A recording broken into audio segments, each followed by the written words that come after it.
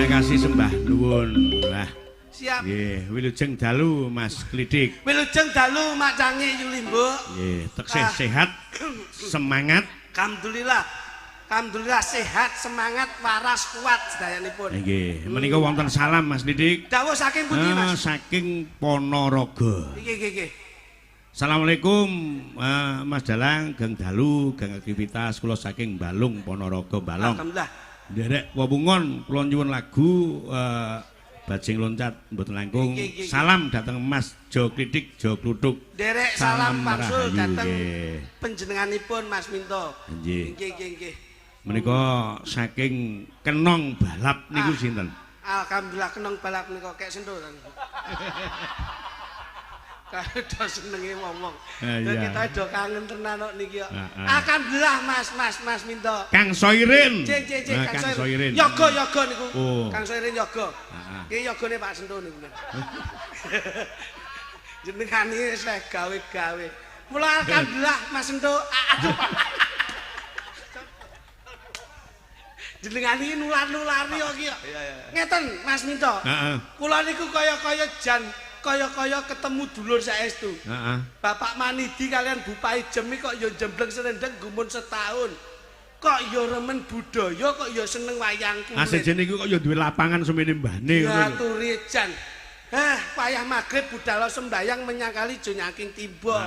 Mumpung sik urip sregep-sregepon nanggap wayang, sok nikmati ben munggah swarga.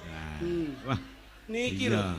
Mula niki bengi alhamdulillah Bu Paijem gelar wayang ngeten iki pun pahalane luar biasa, sedekahe ora umum, rakitang sithik wong seneng ora dirasake dhewe ning dibagi karo warga tetangganipun. Niki Mas, niki jenenge sedekah tun wong sing ora medhit ngeten niki. Jajal sampean delok Bu Paijem kali Pak Manidi. Dicontoh ngono kuwi. Panjenengane lenggah ngono kuwi. Ya. Ayo. Nyenengke to Pak Manidi? Lah iya. Ora sombong to? Gak, nyatane sugih tapi ireng ya Pak Maidi. Lho. Sugih tapi ireng ki kepiye? Wong ireng kuwi ndudoke wong tanggung jawab kula wentah. Wong sregep le nyambut gawe tanggung jawab marang kula wargane. Ora nyawang kuwi esuk, ora nyawang kuwi awan, ora mirsani kuwi wengi. Sirah gawe sikil, sikil gawe sirah. Oh, akrobat piye kok sirah? Lambemu kuwi lho. Ora lho.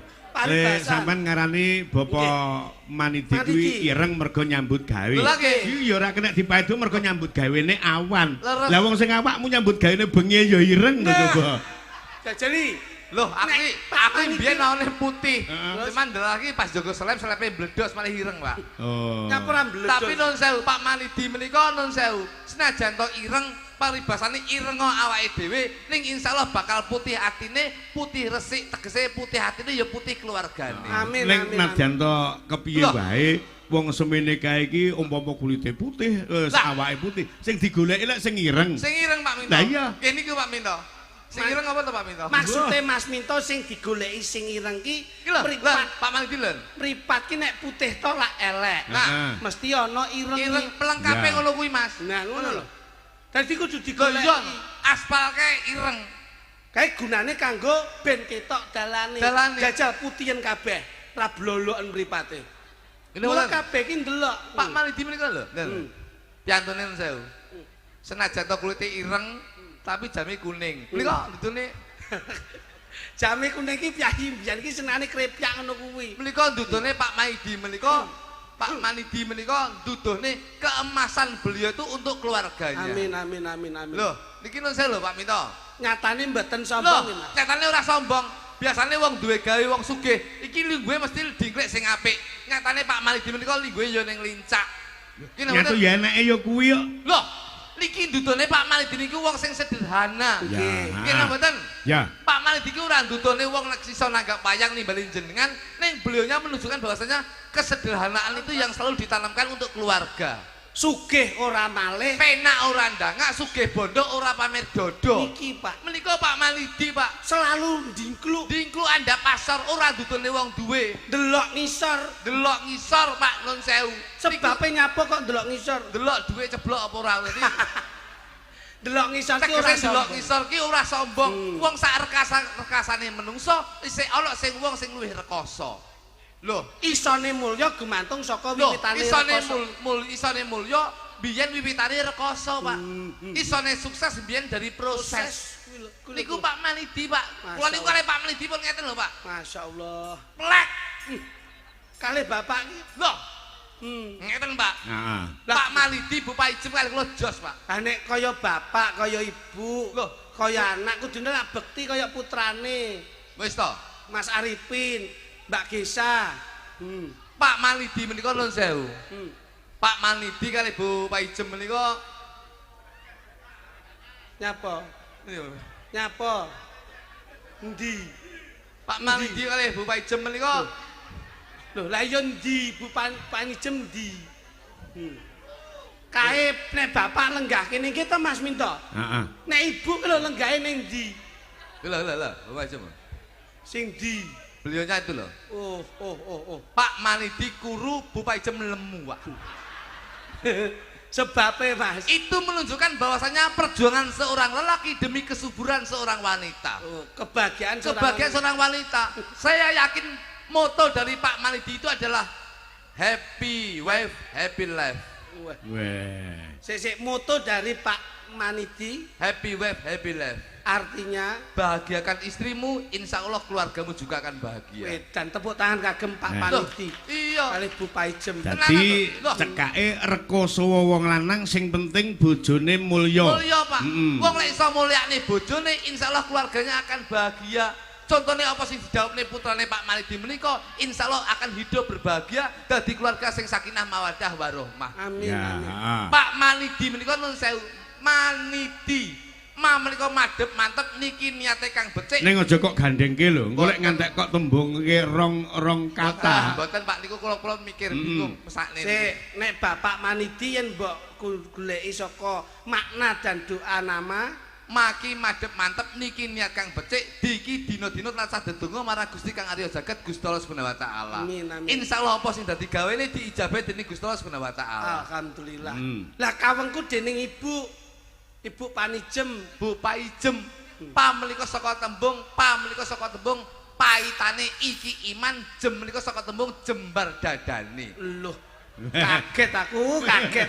Aku ngrungokne jem ngono wedi lek. Samar nek bleset aku. Aku yo kalem. Paitane iki iman, jem iki jembar dadane. Aku yo tak kalem-kalem wedi kleru aku. Iya. Tegese paitane menungso. Lho kira Bu Paijem guyu. Bu Paijem guyang-guyu. Pamlika paitak. Nyapa kok sebabe guyu? Kowe anu to? Nyapa? Becekane akeh kok. Lho, non sewu lho. Pak Manidi karo Bu Paijem ora nampa becekan. Jas. Tenan. Non sewu, iki mau sore lho. Sampai tamu sik akeh lho. Kotake dilebokne. Berarti wis ora nampa becekan. Lho, ora perkara kuwi. Mergo mau akeh wong akeh ning jero omahmu dadi delik ning nanti. Tegese Bu Paijem menika paitane iman. Insyaallah Bu Paijem imane kuat, jembar dadane wong sabar, Pak. Tegese wong sabar ki innallaha ma'asabirin. Wong sabar kekasih Gusti Allah. Mulane Bu Paijem ngagem jilbab menika lututnya beliaunya itu bahwasanya seseorang yang religi, Pak. Agamis, Pak. Kula lek bayangane wong tua mesti dicontoh karo anak. Insyaallah putrane Mbak Gesa yo nderek jilbaban. Ndi Mbak Gesa? Lah itu lenggah itu. Lah, karo Mas Arifin. Mas Arifin ki kagungan perusahaan CP apa Arta Sentosa. Karo tambang kapur, batu kapur. Nggih. Mula piyayine ya bo ngono kae nyenengke. Iya. Putrane Bu Paijem ya nyenengke. Mbok anakmu dicontoni jilbabe ngono ben ketok agamis. Anakku lanang kok jilbabe gedeng jane. Maksudnya ki sing wedok kae lho. Wedok sing urung enek kok. Oh, gawe. Ya lek anake ya ibuke diajari jilbaban. Sampun, Pak. Sampun apa aku wingi rono ya mek oren-oren ngoten. Pak Minto, niku lek pas nemoni jenengan pas oren-oren, tapi ning omah niku jilbaban, Pak. Oh. Lho, lek umpama jilbaban kali Bu Paijem niku sik wasis sik pantes bojo kula, Pak. Pantes bojomu. Kok pantes bojomu? Lho, Bu Paijem itu sewu. Bu Paijem ki lek jilbab biasa. Sederhana. Nggih. Bojo ki nun sewu. Wis ketularan karo digital. Apa kuwi? Tegese iki medsos. Bojoku lek nggih jilbab lho ya. Nggih. Kene kayak kembang melati. Masyaallah. Kene kembang mawar, Pak. Nggih tengah ini kayak kembang api. Wah. Kok mbledos ndase. Lah ra ilang ndase pisan gantine ndas kucing ngono. Kowe iki wong bojo ki dimulyake. Ngene lho. Napa Wong jenenge Pak Manidi kalian Bu Paijem ki mulyane keluargane. Ngene iki muga-muga Mas Arifin karo Mbak Gesya ki bektine ning anak ning wong tuwa ki enek. Manten anyar ki lek mbok omongi kaya ngapa ora bakal dirungokne. Lah ngapa kowe kok kemelinti kemeruh ki ngapa? Sik seneng wong manten anyar dituturi kok mesti ora dirungokke iki dasare apa-apa biyen ngono. Pun to Pak, jenengan lho, ampun kok kula, jenengan ya ngono. Zaman seneng-senenge, kuwi diomongi wong mesti ora dirungokne. Mas, wis to. Iki acarane lak pernikahan. Roh. Pernikahan ki antara perkiperan antara laki dan perempuan persamaan gender emansipasi ora ana bedane. Niki niate apik kudu disangga wong loro. Kaki karepe kudu tanggung jawab antarané lanang wedok. Hanki hanya maut yang memisahkan. Mula gawenen tresnamu besok tua nganti temekaning pati. Tutur ya iso. Kowe kok ngomong ngono ki rumangsamu gak kena dikandani apa kaya rabimu mbiyen apa piye? Wong rabine Mas Arifin karo Mbak Gesya ki. Monggo rabi sepisan kudu selawase. Ora kena golek liyane. Iki dirungane iya ta? Kok ngomongi aku. Wong wis to, sampean wong loro ngomongi aku muspro. Lho, lah kok muspro? Kowe jajal tuturana manten. Wong iki ya mantenan. Aku rasa nuturi aku. Lah ngopo? Keluarga kowe murat marit tok nuturi. Ora kudu keluargamu sing dikandani ning narika prasasti ritual temu manten ki lak mesti ana ubur ampen to Mas Minto. Ana. Ana ubur ampen. Mula wong manten ku ora kok ming digathoni tuk ora. Ya paling ora sampean ning kene iki kudu ndongake karo temanten ben dadi temanten sing bener-bener bahagia lahir lan batine. Kuwi lho ditemokne mula Cinandra dening Raja Sedina Ratu Sewengi dhawuhe pinanganten kekalih mesti dibopong karo waline karo kembar mayang. Kuwi digoleki to, filosofine apa? Kembar mayang ki apa ngono lho. Apa kuwi? Lho. Kembar mayang dilungguhke kuwade iki lho. Kembar mayang ki saka tembung wong lek dadi teman kekarone kudu mayang ki madhep mantep aja lali nindakake sembahyang. Nah ya kuwi lho, ya kuwi. Wong oleh seneng ning aja lali manembah marang Gusti Kang Arya Jagat Gusti Allah Subhanahu wa taala. Salah jok klutuk kowe kok ya pinter mentotuk, tuk ya ampun. Mamak tapuk cangkemmu. Aku yo ham-ham. Coba apa sebabe jroning kembar mayang iki? Dadi penting, Pak. Pin. Lungono. Kok ana gedang raja kuwi nggo apa? Gedang raja menika ndudune Arifin dadi Raja Sedina Ratu Sewengi, Pak. Tegese bengi iki tamune akeh, beliaunya harus sadar bahwasanya diseseni wong akeh. Wong lek dadi menungso dadi manten diseseni wong akeh, awakmu harus membina rumah tangga sing sakinah mawaddah warahmah ben besok dadi contoh anak lan putumu. Alhamdulillah. Kok njero ana manuke? Ana manuke. Prosese lak mboten king mriku, Mas. Kok ngendi? Prosese king janur rumiyin. Ayo janur. Saka tembung jan ki jaan nur ki cahya. Dadi temanten kekarone oleh pepadanging jagat, oleh pepadanging donya. Insyaallah rabimu oleh pepadang jagat apa sing mbok jakah diijabahi dening Gusti Allah Subhanahu wa taala. Iya. Januripun lak wonten bentuk kupat, Mas. Kupat ki ngaku lepat pin rungokno. Kowe oleh sugih ning nek pengalaman rabi kalah karo aku kowe. Wah. Iki lho Mas, iki ra tau geger Mas karo bojone. Ora tau. Ora tau wong aku wedi karo bojoku kok. Kowe iki kudune yo tatak kok iso. Janure digawe kaya kupat. Tegese ngaku lepat. Wong lanang yo aja egois, wong wedok yo aja egois. Ning keluarga kudu rebut salah rebut bener. Dadi menungso ki luwih becik njaluk pangapura tinimbang ngewehi pangapura. Lho, kupatipun mboten kok wujudipun janur digawe kupat ning janur digawe keris ya ana. Keris ki bentuke menggak-menggok. Dadi rumah tangga aja sampai kaget karena kamu akan menghadapi lika-liku kehidupan. Loh. Dadi ana ya. Iya lho. Ana kupat ana keris jur janure dibentuk kaya manuk. Kuwi ndudone yen Mas Arifin duwe manuk. Lho. Ning dindinggon ki ya gawane kuwi. Tegese manuk ki filosofi. Manuk ki mibel sak nggon-nggon ning bakal mulih ning susuwe. Saman oleh nyambut gawe rono rene ning aja lali sampean saiki wis berumah tangga kudu mulih nyukupi keluargamu. Janure dicepke ning debok. Debok yen wis mantep kudu ndang bok. Tegese ndang bok ki ndang bubuk. Wong kowe nyambut gawe ning kono kene aja kego karo wong wedok liyane ya kudu mulih mergo sampean wis duwe bojo. Ning omah paribasan ning sego pecel. Aja ngrasakne ning njaba paribasane enak kaya ngapa ning omah tetep sego tok mergo kuwi sampean wis duwe bojo. Loh, ning njaba kok ketemu capje. Aja mangan capje ning omah tetep sego tok. Loh, ning njaba ketemu parawon. Pak rawon apa? Rawon ya lho.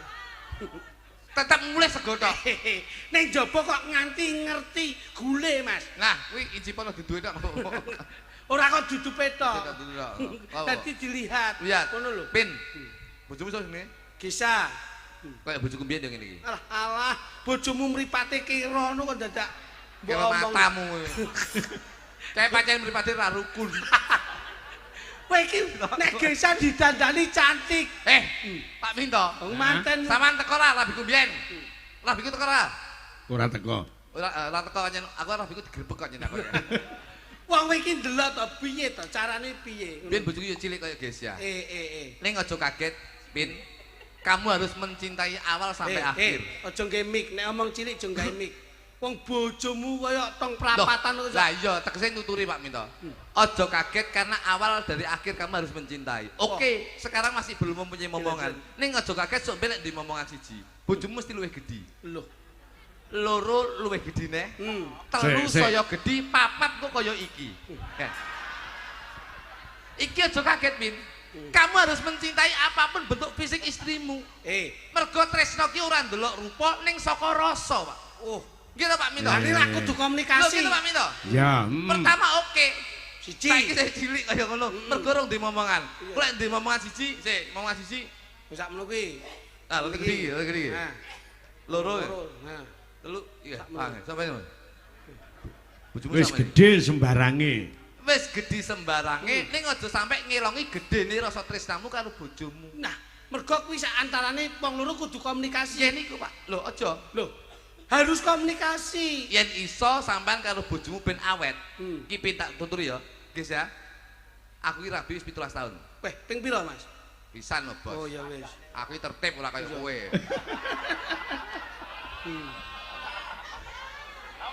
Ayo Mas terus nih Mas. Ora, sing diarani tertib iki ora tau duweni rasa seneng karo wong wedok liya ngono. Pak Minto. Heeh. Nun sewu. Heeh. Saya itu selalu memandang bahwasanya beautiful because of love.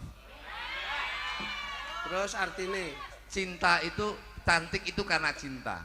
Jadi mergo apapun bentuk istri saya, mergo kula cinta, saya selalu melihat bahwasanya istri saya cantik.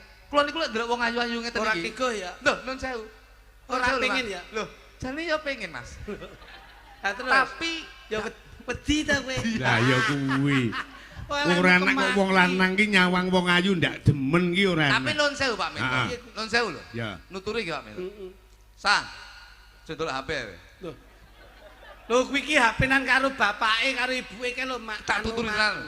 Kok sampean ndelok HP tak tuturi ra gelem, aku mudun lho. Loh. Lah kowe mudun-mudun wong rong kebayare kok. Sapa sapa wis lunas aku kok. Wis lunas deh iki. Lunas lak separo mian. Separo apa-apa ae. Oh no. Lho. Bapak Ijem. Gesa lho, Gesa. Gesa ngapa Bapak Ijem mbok tuturi kok. Gesa kae lho. Lho Bapak Ijem ndangake. Ndangak trayo nyawang awakmu rada gila kematne kok. Sa. Pin. Ben awet. Kudu omong-omongan ya. Aja omong-omongan. Loh. Wah iki lho, Mas. Ilmu piye jajali? Lemar nuturi ben awet. Aja sampe omongan karo bojomu. Lah terus? Lek komunikasi piye? Kok sore entuk omong-omongan? Kadang-kadang yen ada kerep komunikasi, itu akan menimbulkan perselisihan perbedaan pendapat. Loh.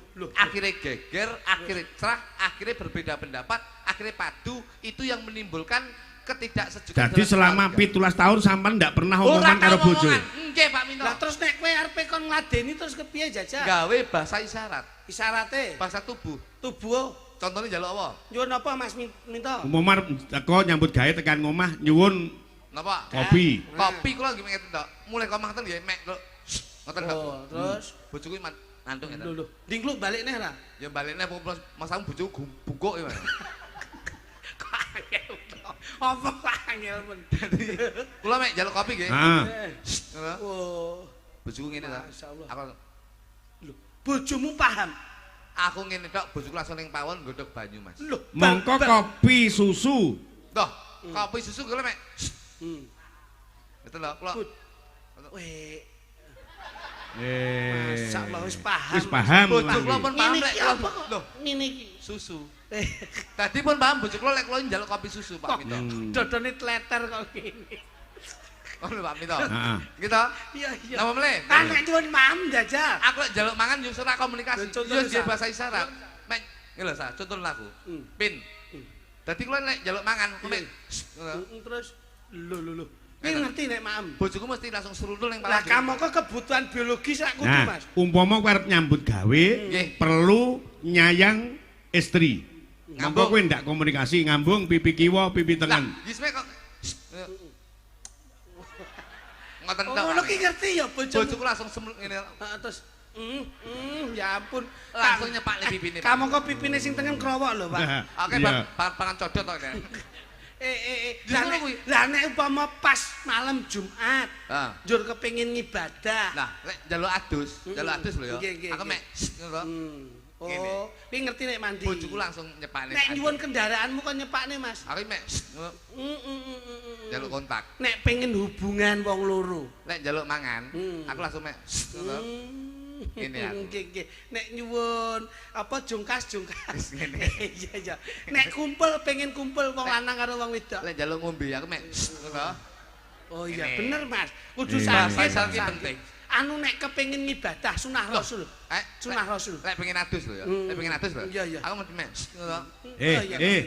Lek pengen kelon. Ngerti ra? Aku lho. Aku yo nggih bahasa isyarat. Ya jal piye? Monggo kowe rek komunikasi. Aku yo nggih bahasa isyarat Pak Minto. Ya aku pengen bojoku ya. Nggih. Ujane bojoku apa banyak. Lah jane kon mantu ngene. Yo ngene to. Pengen sunah Rasul ya Pak. Coba. Anu pengen nyuwun. Oh iya lah. Heeh. Aku yo pengen nggih bahasa isyarat aku Pak.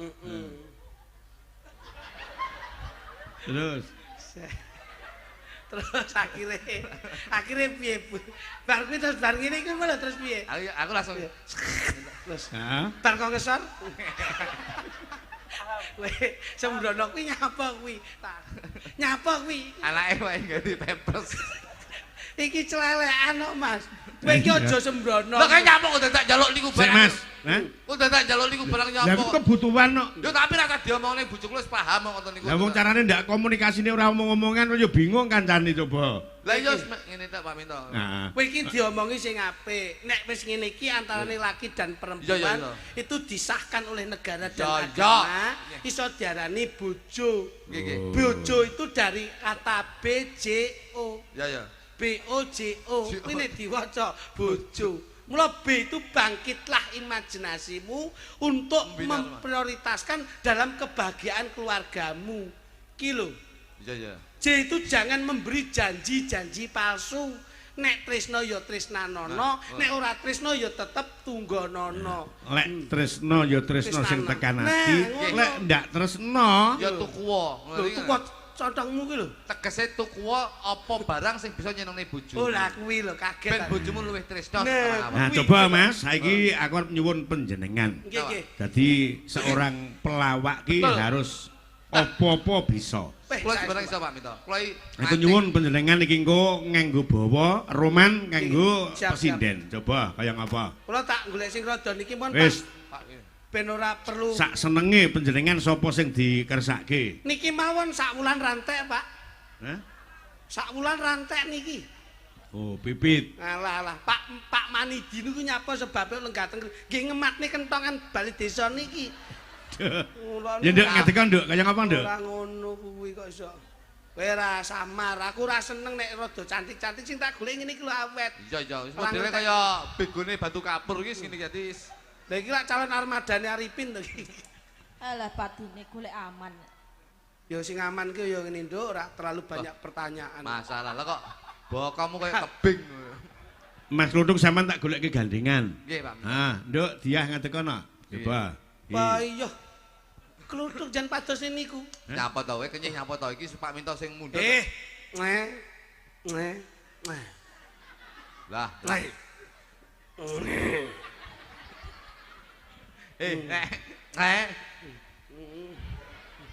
Loh, lah nyapa kok dhuwur tok? Katok siset.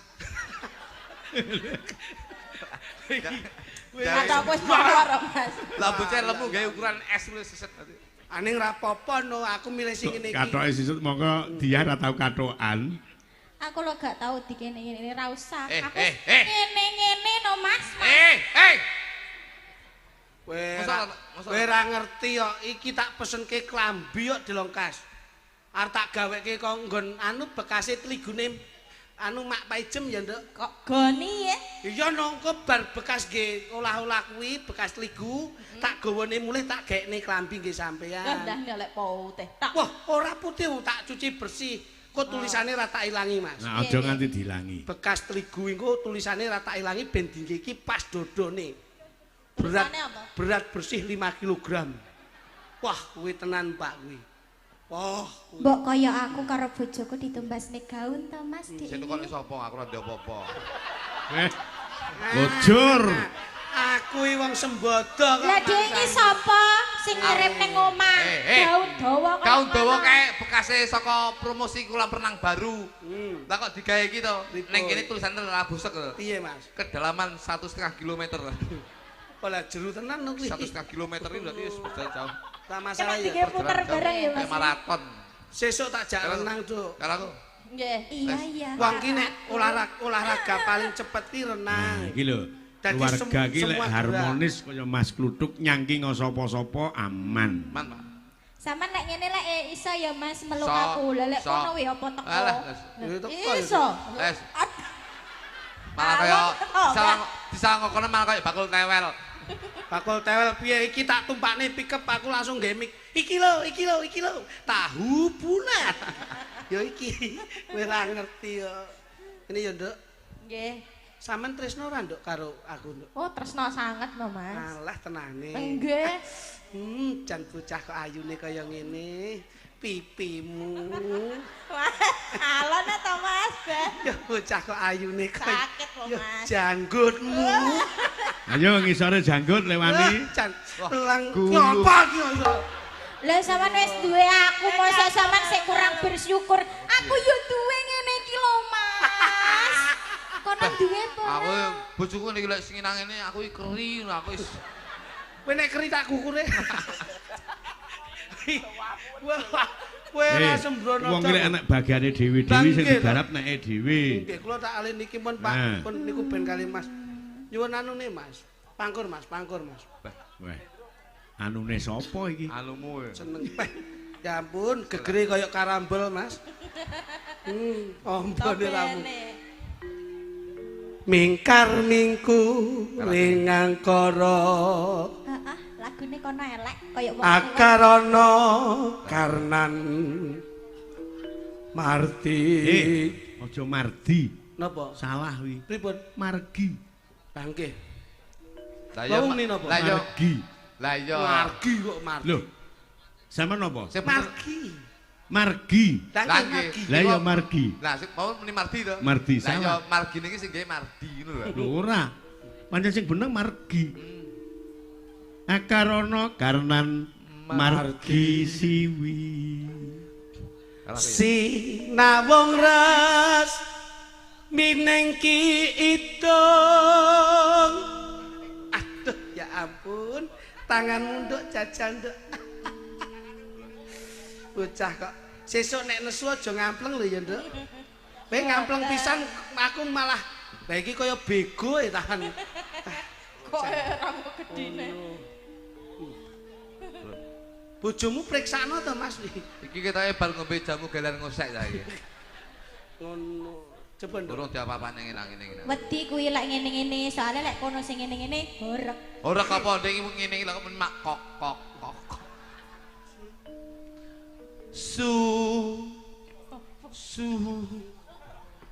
Sinawung ras minengki idung.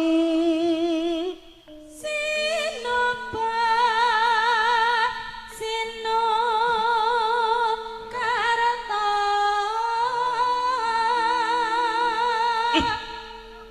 Mrih kretarta pakartine ngilmu luhung. Aku yo wani yo koyo ngono Mas. Wani ndak? Kaya ngono mau. tau Mas. Ndek iki tak cium lah kok kulitmu ketut ngono. Aku nek karo iki gak kenek tapi hatinya kenek ngono lho. Iki lho Nduk, anakmu wis tuku es lho. Kon peng kalih lho. Iya. Ayo Nduk, terus nanti. Kang tumrap neng tanah Jawa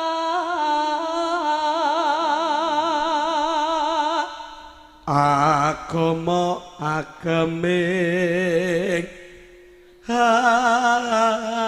hati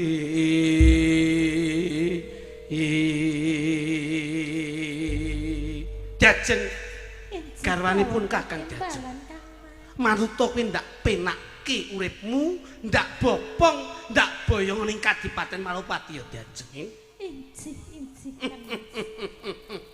Jajeng dalem Kang Mas. kowe ndang minggato. Lah nyapa? Sisi kok kowe bingung aku.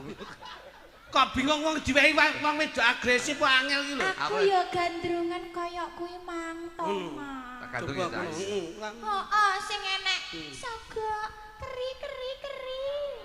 Ngono lho. Gandrung kok sokok keri-keri gudulmu.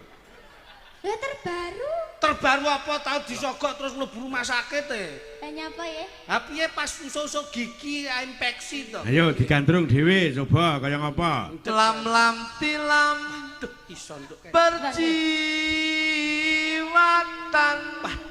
Suaramu kok apik men to, Mas? Ojo kenyeh. Iya. Tak cipok borok malah. sesuk nek awakmu pengen kuru menek tebing kae ya nduk Nah, ceblok kondur. Ceblok kondur ora kru bongkol. Ajeng loh Mas. ben kuru dhek kan pendaki ngawur Olahraga iki yo pilates yo, Nah, Mas, sing apik. Olahraga pilates ki lho Apa Mas sing larang-larang lho Mas, sing ngene. Alah. Kowe lek awakmu iso lek kae ngene gak iso balik dikirane. ngawur bojoku dhek tak tumbasne sing iso mlayu di tempat kae Treadmill. kowe ra mlayu ngene treadmill panggah dhek mlayu ning mburi malah kaya anak jalan kae kowe ra Ayo dibacetke. Dengaku. ora tak ganggu terus Wayahku Pak Wito nggih. Heeh. Ah iya. Cuma aku. Iya, lali Mas. Lala ya. Sodok. Lam tilam Balen ini. berjiwatan pagulingan gandese ayune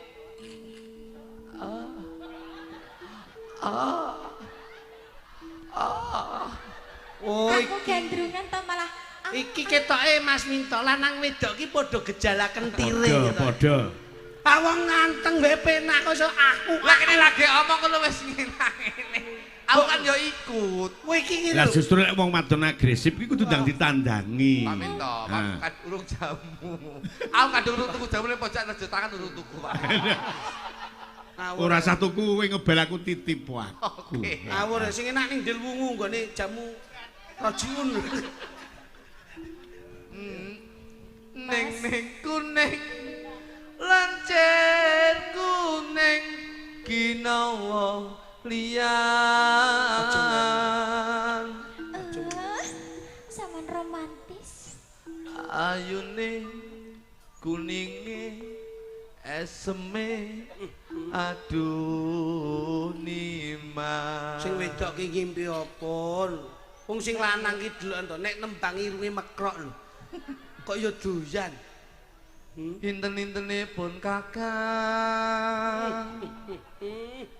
Jeng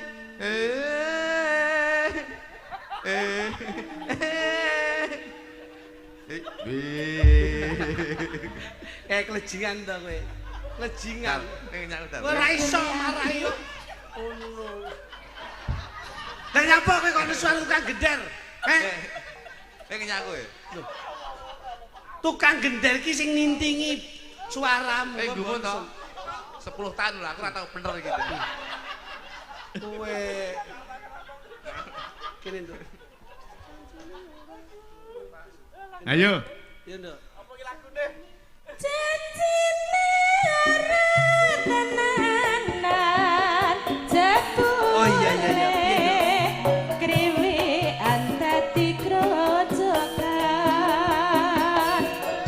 Sing mbok pikir apa? Saben-saben dielingke Terus nanging sajake kontang bali pula wis bejaku ya dik ya wis pancen dadi nasibku tak suwun marang sliramu aja dadi runtike atimu obahmu rasah nemen-nemen sampean ki ora perlu dadak obah nemen aku wae wis bunga ngaten nggih Kang. Saking senenge. Nggih Mas Minto. Ampun ningali awak kula nggih Kang Mas. Piye diajeng? Panjenengan niku sumbangsih napa to kalih kula? Aku ora nyawang awakmu ning aku nyawang atimu diajeng. Ngaten nggih Kang Mas. Atimu karo atiku dadi siji nyawiji mengikat di antara batin dan batin akhirnya menimbulkan sebuah keluarga yang sakinah mawaddah warahmah. Inur itulah cinta sejati. Sejati. Iya. Sejati Pak. Dengi ning prapatan rong wong ayu ya nyuwawang jare ning omah. Mripatku nyawa wong ayu ning atiku kanggo kowe cahya. Tenan apa piye to, Mas? Mbok picak to, picak. Iya kok nganti jeru lek mono kowe kudu rondap wah. Lah percaya karo aku. Wah kok lek. Ayo nduk coba nduk. Iwak cucuk padai karo bebas ini bangun aduh mas ini Kok tuku tipin dok samarien rata pikir aku de ojo-ojo kuwatir. manok gagah lawan kuduran aduh mas sakit Ana kadang maniol Endang-endang budal ojo digodeli aduh de ojo digodeli. Nah, wis ngene iki lho, Nduk. Goyanganmu ngene iki. Wong sing kakung alus ki sing wedok ya aja kaya kae wis waduh. Ya enggak seru no Mas ya. Lah dhewe kan iso ngene-ngene. Lah kono. Paling tidak ki yen sampean sing ning ngesor ora ubah, aku sing ning dhuwur sing ubah. ngimbangi ya Ngimbangi. mas Nek aku sing ning dhuwur ora ubah, sampean ning ngesor ya kudu ubah, saling melengkapi. Ora cocok. Kok lek awakmu ndur robah, aku ngisor robah, akhirnya lama-lama metu bocah. Itu yang Lah lek kono suwi. Suwi utrayo anu. Wis, aku saiki ming dadeg-dadeg ae.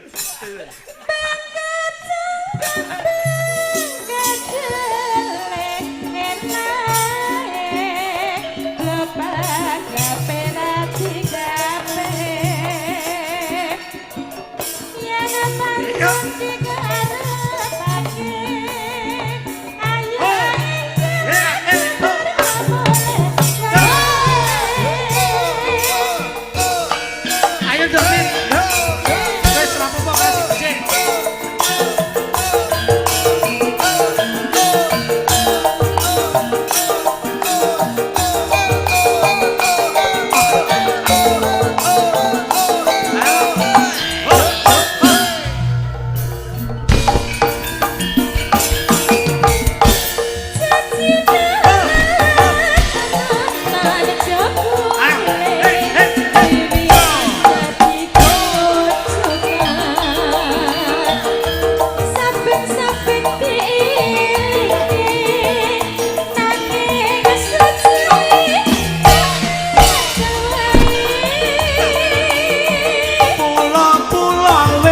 Bejaku yo de yo wis pancen dadi nasibku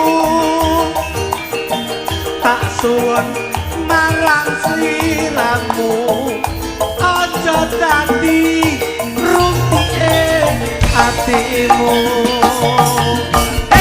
Iwak cucuk padai karo bebas ini bangun aduh mas ini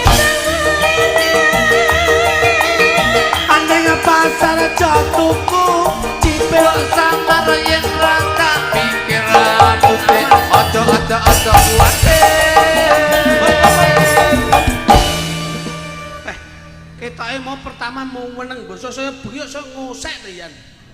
Oh, ya saya ngrasa. Endangane penak lho, Mas. Anggere ngrasa penak ki ya saya ngosek ngono kuwi. Jan ya ampun, ya ampun.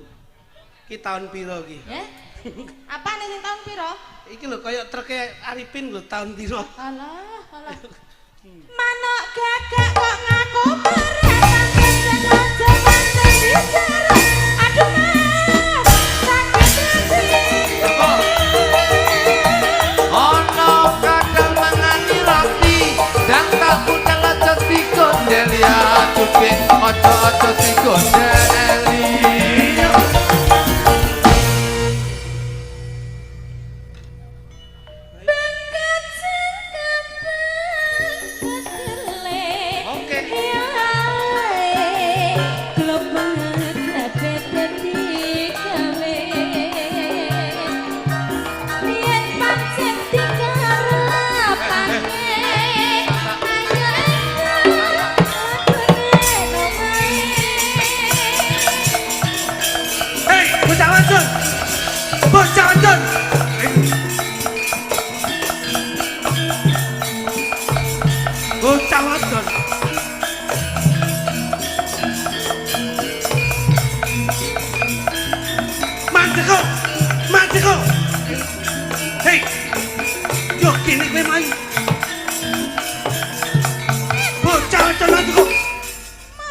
Ndekno sik suwi men to ngendekne. Kowe bocah wadon wani ana ing tengahing alas. Yo gene, apa kowe ora wedi yen kamangsa dening para kabeh kewan sing ana ing jero alas?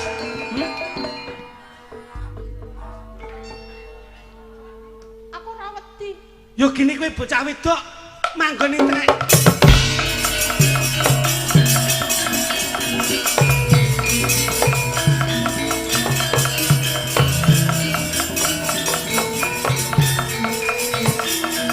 Nganti kowe ora kena gaiman.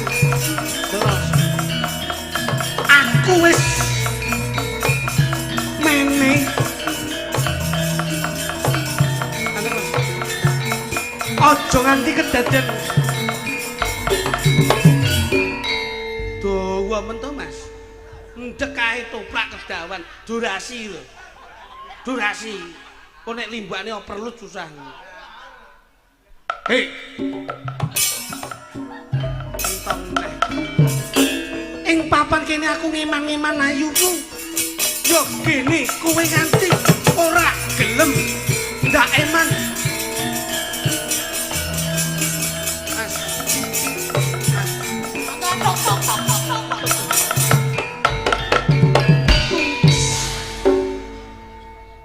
Wong kene omong tuk iki lho. Aku tak omong sik aja tuk tak tuk. Kowe ngerti ketoprak apa ora? Lah iya. Mbok tuk tak tuk. Lah iya bojomu iki gedhi ndang tuk. Kudune iki manut sutradara. Iya. Nek wis Pak Siswondo Harjoswito lenggah iki kudune ngerti. Sing lenggah iki Pak Siswondo Harjoswito lho iki. Iya. Siswa budaya mbok yak-yakan koyo ngono. Lah Nek aku ngomong aja tuk tak tuk. Ngomong tak tuk cengelmu. Dirungokke. Dadi lek kono ngomong gamelane meneng dhisik. Nah, ngono ben selaras. Dadi ben ketok. Bocah wadon. Tak takoni sapa jenenge?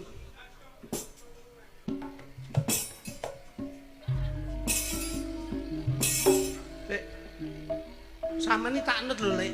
Hah? Lah sampeyan malah melu-melu kenekan iki lho. Ning kan grimingan swara tipis. Ngendi papan Duk.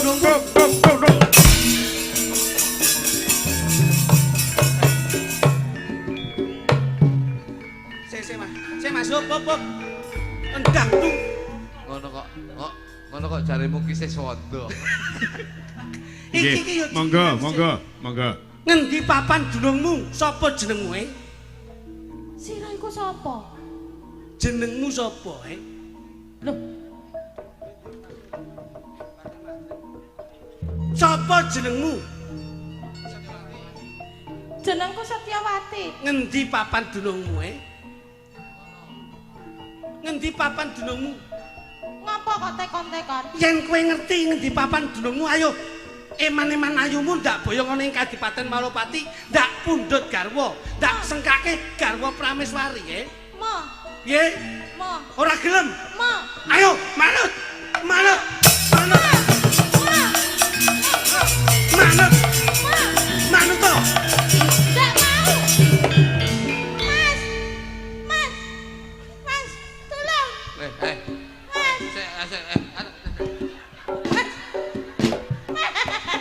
Aku wedi, Mas. Aku diuber-uber. Masa Mas sampe mbok MBG ngene iki. Maaf ya, Mas. Ndak ketok, Mas. Masa Mas sampe mbok mii yo. Maaf ya, Mas. Masmu arepe mbok Aku saking panik lho, Mas. Masmu mbok tawani tuk-tuk to. Masmu mbok usuk-usuk buna kembul. Aku wedi lho, Mas. Peluh. Iki masmu. Sopo kowe? Sopo kowe? Aku sapa Pak itu? Hah? Lah sapa? Sopo kowe? Aku Batik Madrim. Heh? Batik Madrim. Batik Madrim. Ya. Yen kepara nyata ketemu marang kowe kakangane si Setyawati, ulungno adimu ndak mulyake ning Kadipaten Malopati. Ora iso. Ndak suwun. Yen kowe pengen adikku aku bakal ngene iki Giri Sayembara. Apa sing dadi sayembara? Sok sapa wae sing bisa ngalahne aku, ya kuwi sing bisa dhaup karo Bapak Ijem. Kuwi Kok iso Setyawati. Setyawati. Aku nek Bapak Ijem aku muni Bapak Ijem aku Pak Barito. Lah wong garwane pake kok iso. Ngawur ae. Piye? Aku ngene iki Giri Sayembara, sok sapa wae sing bisa ngalahne aku, ya kuwi sing bisa dhaup adikku ya kuwi Setyawati. Setyawati, Pripun, Kang Mas? donganipun Kakang Nggih. menang anggoning peperangan Sayembara iki ya. Tembak ngantos-antos ya, Kang Mas. Panjenenganipun abdi tansah nganti. Kakang Batik Madrim, Nggih. tentokke panjenenganmu utawa aku sing temekaning pati ning papan kene. Ayo. Pas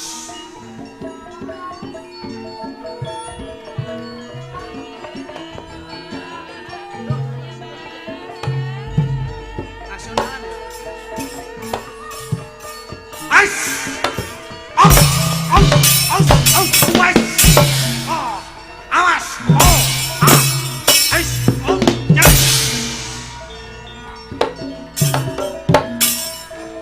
Kaya wayang wong ngono. Mas.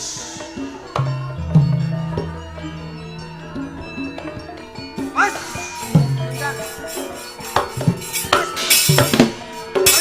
Oh. Oh. Mas.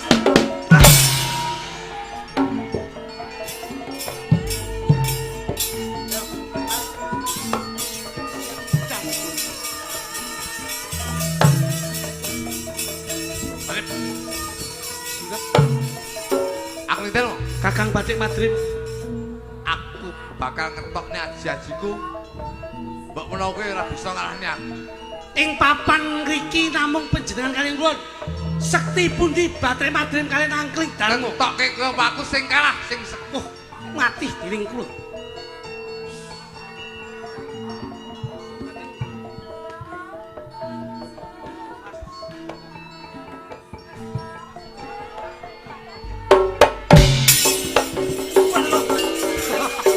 Woi, ejan.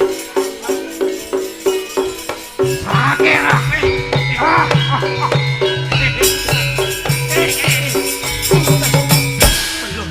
Kakang Batik Madrim malih dadi bakul sate. Kon aja macem-macem malah kowe. Sampeyan Batik Madrim, Batik Madrim. Kon ndak ngerti aku kowe. Sakira. Loh, Sakira. Sakira. Senajan to walih kawujudanmu, aku ora bakal pangkling Kakang Batik Madrim. Aja macem-macem kowe. Aus! Aus! Aus!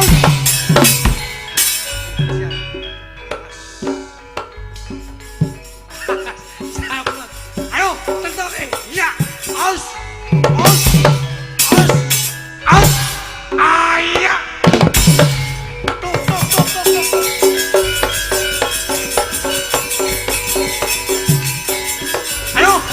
Badhe Madlen. Ayo. Sirep. Ejan. Male kamu juta. Iya. Es. Ejan kae. Ada ninja warrior. Ah. Oh. Mas. Oh.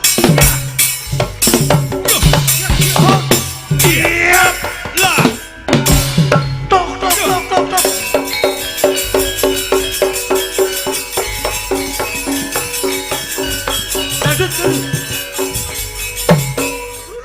Adalah pulung-pulung.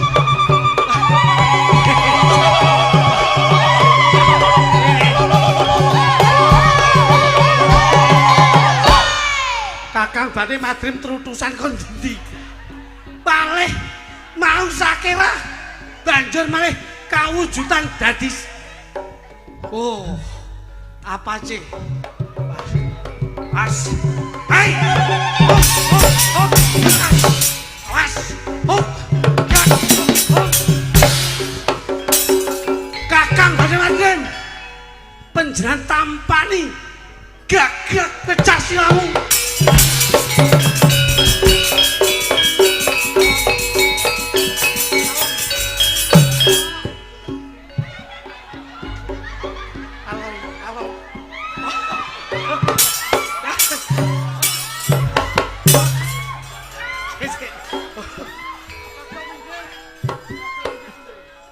Aku sumu. Aduh, Ndek. Aku sumu. Batik Madrim gendeng. Apa teman? Batik Madrim ora nggih klambi kok benike ning jaba iki lho. Aduh, Masya Allah. Madrim sumu. Kakang Batik Madrim. Nggih.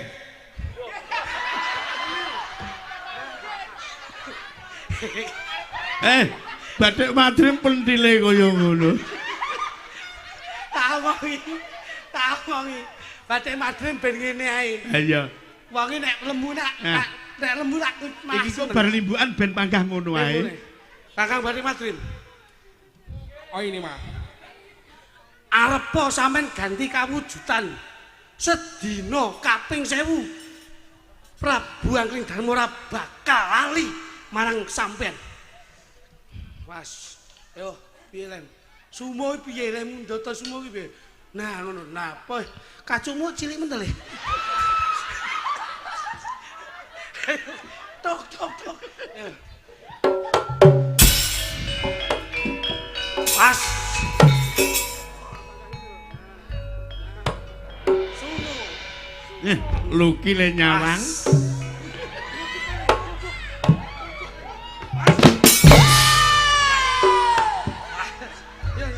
Awas. Awas. Awas.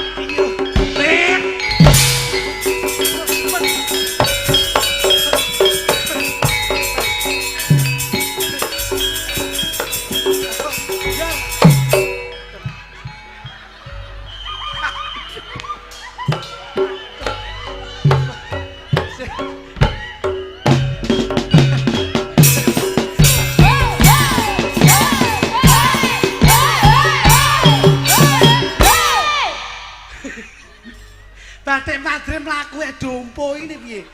Masya Allah. Iki kudu bubar iki. Loh, sebab Kudu bubar. sebabe Sing gawe gara-gara sapa? Dalang bubar.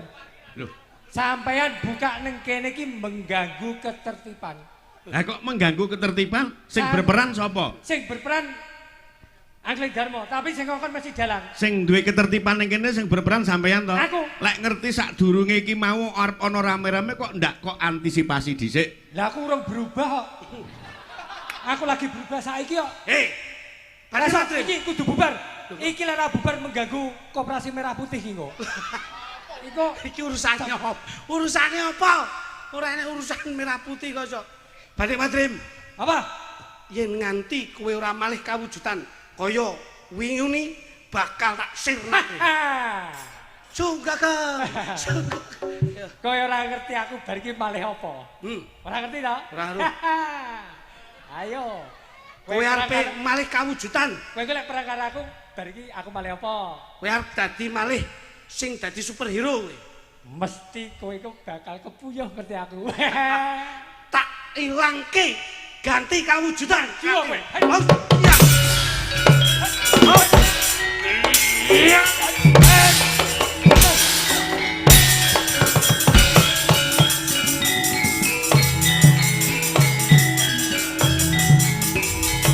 Ayo, Madren. Ah, somong siji loro telu. Tokno kasektanmu Madren. Madren. Ayo. Tokno kasektanmu. Ayo.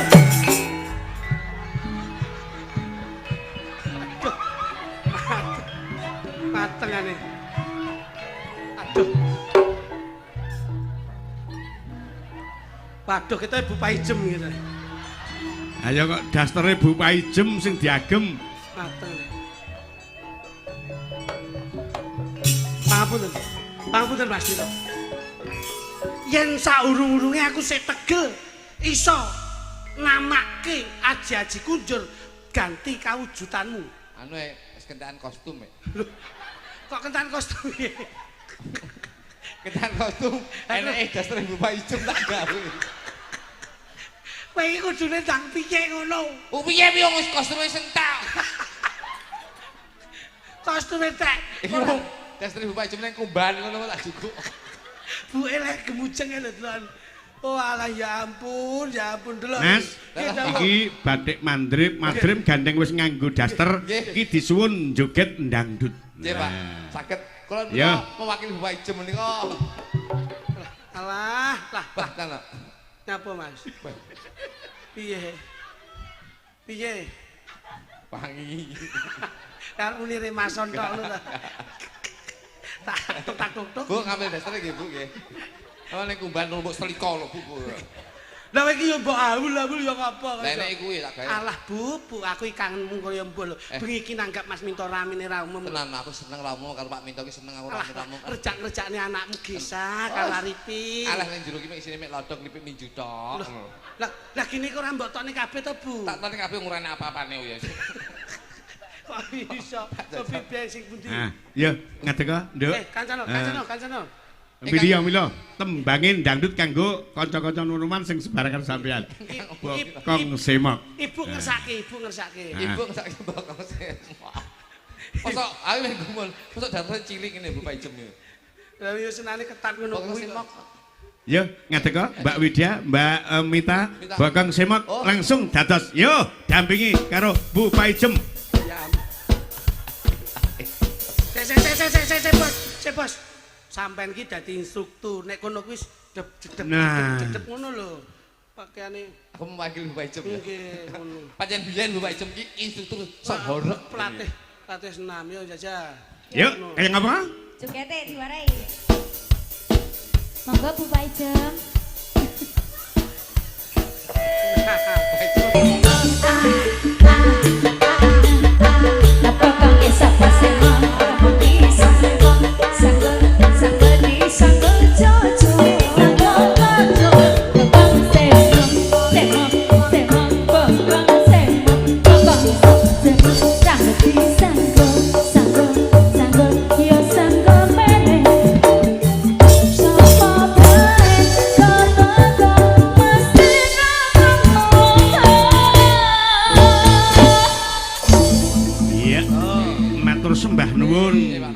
Semok sampun katur Mas Didik.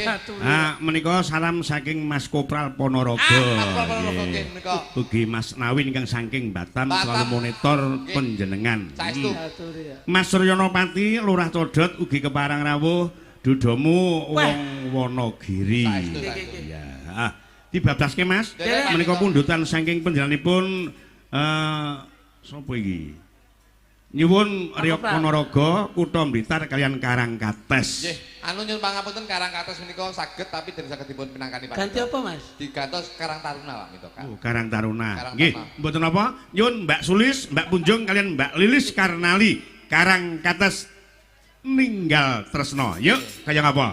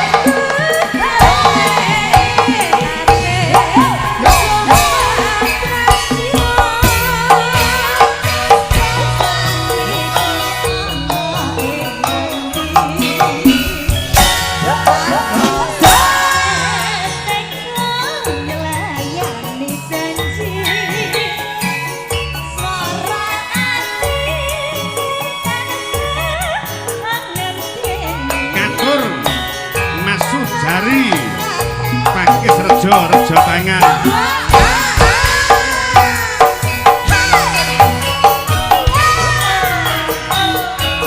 Mas Darsono Lampung Wilujeng Lalu